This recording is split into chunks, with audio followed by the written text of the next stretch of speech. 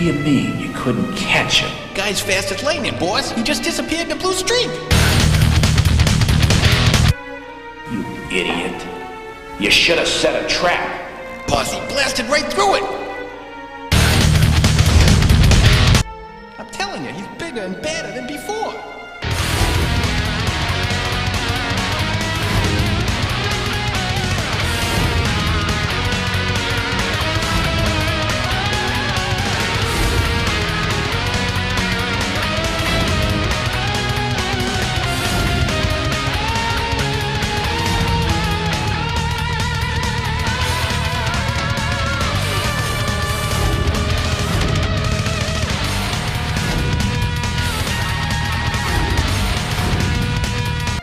Revolutionary!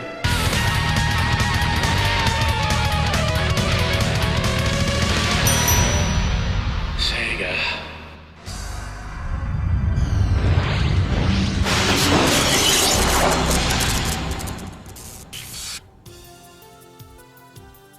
So, it seems that Sonic's new game, Sonic Lost World, has been revealed, and a lot of you guys have noticed the similarities between it and the cancelled game Sonic Xtreme.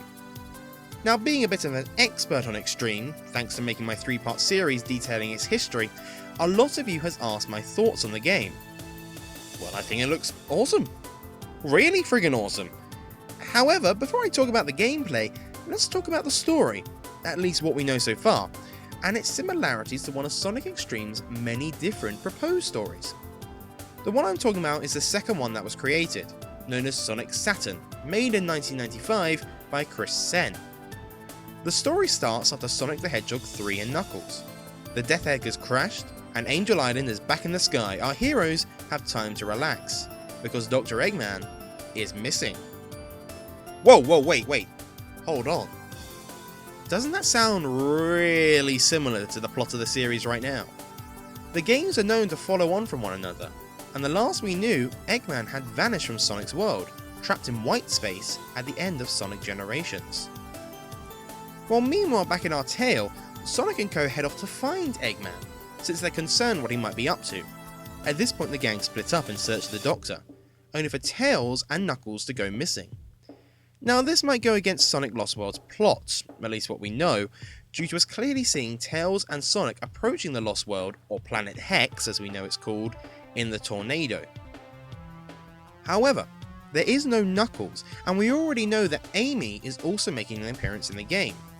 Maybe these two are going missing instead, or Tails shortly after arriving, but I think Tails is probably needed for the 2-player help mode that's been talked about. Now next is the part that makes you go, that's really similar. Dr. Robotnik has succeeded in capturing the Master Emerald, Tails and Knuckles. And while experimenting on the emeralds, he cracks it open and releases 6 shadowy characters who proceed to revolt against him. Now unlike some sources are saying, these guys were not called the Chaos Doom, that was from a completely different Xtreme storyline.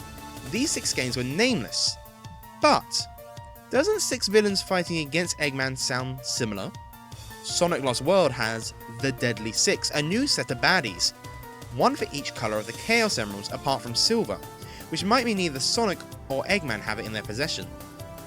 Maybe these guys have some connection to the Master Emerald? Maybe a deadly one.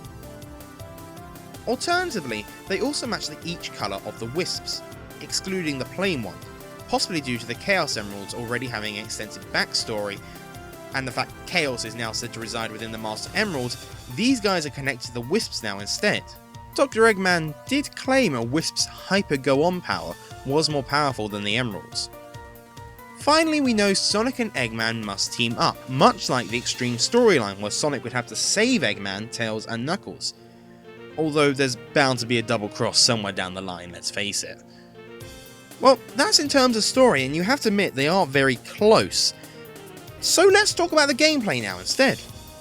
Many people have said it looks very similar. This is where most people first go, wow, it looks just like Xtreme.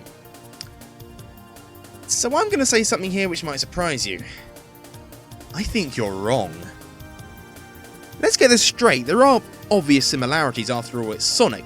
It's got to go fast, it's got to involve platforming, But that being said, the gameplay, aside from the series staples, really isn't that similar to Xtreme. I think the reason people see the similarities is due to the camera of Sonic Xtreme. Lost World has lots of rounded planets and curved areas, and from a quick glance, so did Xtreme. But look closer and you'll see that actually it's just a fisheye lens. The levels themselves are in fact really quite flat and normal. It's the curved lens that gives the planet effect. This was done to help see ahead of you. Remember, this was in the early days of 3D platforming, they were testing the waters. But what about the wall running and the gravity shift, I hear you cry? Well, I've got downloaded pretty much every Sonic Xtreme video I could find, and there is no wall running. There is some gravity shifting, but it's barely used. I've seen one other instance once, and the only example I actually have on file is from the trailer. There's a really short clip. Okay, well, what about the actual running around the levels? Well, again, that's a no. Sonic Lost Worlds is very much a modern 3D platformer. You go forward into the screen, much like every 3D Sonic game from Adventure onwards. Xtreme, on the other hand, not so much. Once again, remember Xtreme was a really early 3D platformer. They were trying out new stuff, but for the most part, sticking to what they knew worked. If you watch the gameplay, the game for the most part is a traditional left-to-right platformer. The main gimmick was you could walk in and out of the backgrounds to find new paths, or to get to the next one. You never really see a straight long corridor like you do in Adventures or Generations, where you go left or right to find new paths. And when Sonic does some crazy loops and things, in and out of the screen, well, look how little control you actually have.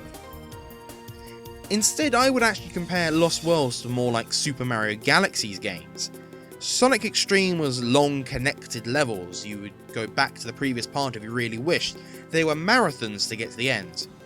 Mario Galaxy, on the other hand, was a series of obstacle courses slotted together to turn into a bigger level. Solve this planet? Well, it's off to the next one. No going back. This is what I see Lost Worlds as. Quick obstacle courses before you're thrown off to the next one. Heck, compare some of the level designs you see here, and you'll see some of the similarities to Mario Galaxy. So while I definitely agree Sonic Xtreme's story may be similar, I really don't think the gameplay is, and even the story could be a coincidence. We've seen how the other plots have certainly leaked into the later games, with the Chaos Emeralds cracking and a monster coming out, and you have the MIPs from different planets that Sonic has to save, which pretty much are the Wisps. So, I don't know. Either way, Lost World is shaping up to be an amazing game, and it's certainly the kind of game I was hoping the Sonic series to go down, back to more its abstract roots. I'm not a big fan of realistic Sonic. I like the crazy, weird-looking worlds, so I'm looking forward to it.